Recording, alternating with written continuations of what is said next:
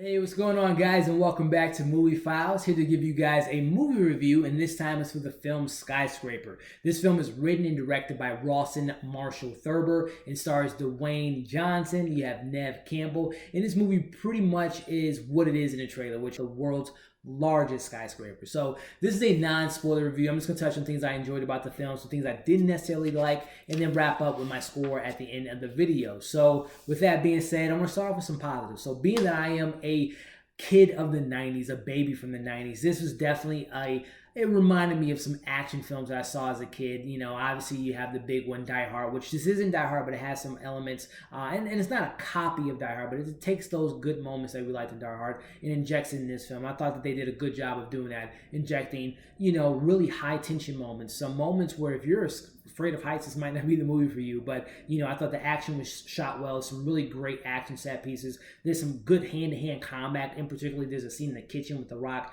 fighting one of these guys, and I thought was done really well, which this really goes back to the director of this film. This is the second time that The Rock and Marshall has seen that before. They did Central Intelligence 2 years ago, which I thought was a fun film. They have another movie coming out in a couple of years, which I'm looking forward to. So I thought that dynamic between the director and the actor worked really well, which goes to my other point as far as another character in this film, Neve Campbell. I'm a huge fan of Scream, guys. Scream is probably one of my top, you know, slasher films, horror films of all time. Again, a 90s movie. But I thought Neve Campbell was awesome because she wasn't your stereotypical person that's just waiting to be saved. She kicked ass in this film, and she was a mother, and she fought for her kids, and she wasn't waiting for The Rock to save her. She was saving her kids and herself, and I just thought that was really cool to see in an action movie nowadays. I thought that was awesome, which goes into the point of just the family in general. I was rooting for them the whole time. I wasn't like necessarily taken away out of the film just because a certain character didn't work well. I thought that the whole family dynamic was believable, which is great.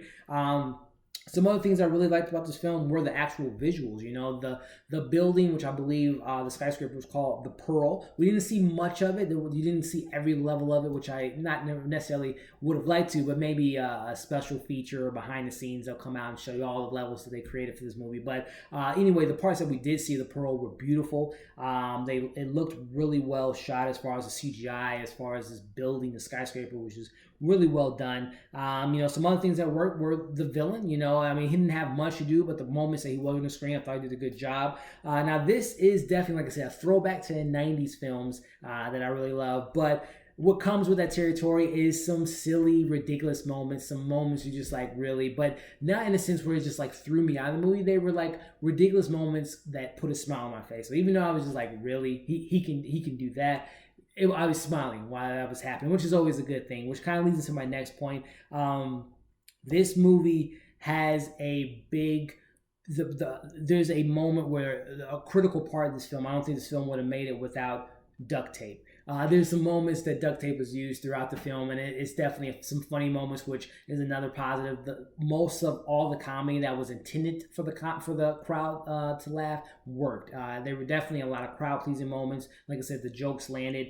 It wasn't jokes left or right. They were organic jokes, you know, which kind of leads into, want to wrap up with my positive, the Dwayne Johnson. That I've been following his career since he was a wrestler, since I was a little kid, and seeing him in The Scorpion King, and then seeing him from Faster, and then Fast and Furious, and then Jumanji, and now into this, you know, throughout the years, seeing him grow as an actor. And I thought that this film in particular, there's moments where he's The Rock, you know, Superman, but there's also moments where he's very vulnerable, and I think that The Rock is now showing you his chopping acts. You know, I think the only thing is acting chops. I said that completely backwards. Only thing we haven't seen him really do in Hollywood or in a film is play a villain. Sure, he was the villain in the Mummy Returns, but that doesn't really count. And hopefully we'll see him play the Black Adam one day, who's kind of an anti-villain. But this film showing that his like I say, I think that's the only thing we haven't seen him do. But this film, more so than any other film, he was, like I say, he was vulnerable at points. But again, he is The Rock.